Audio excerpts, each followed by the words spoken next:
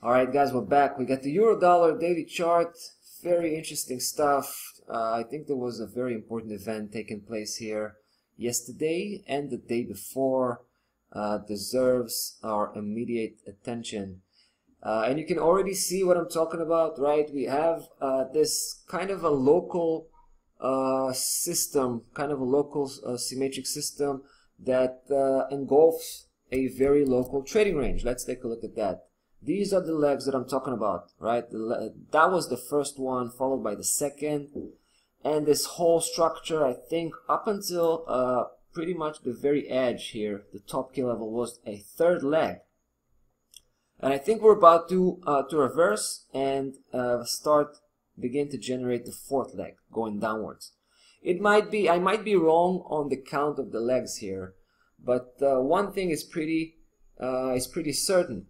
We've just hit the very edge of the system, right? The very last resistance level, 1544, and you can see the reaction. It's pretty impressive, right?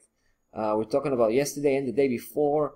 Both of them were actually trading above that key level at some point, but they came back and just left just these two spikes just before price began to actually reverse. So as you can see, I've just pulled the trigger and established a bearish position just a few pips ago, and I have a feeling that price can easily go to well, first we have 1451, right? That's the mid-high key level, should be a secondary price target for us. Later on, it could go all the way to 1347. Now I have to admit, from the long-term perspective, I'm not sure. With regard to the Euro-dollar, I'm not sure what the situation is. It's undetermined yet. However, if you take it to the short-term perspective, I think we have something to work with, which is this particular system. And the fact that price was completely failing to break above 1544, that could suggest that we're going to have here a downside reversal.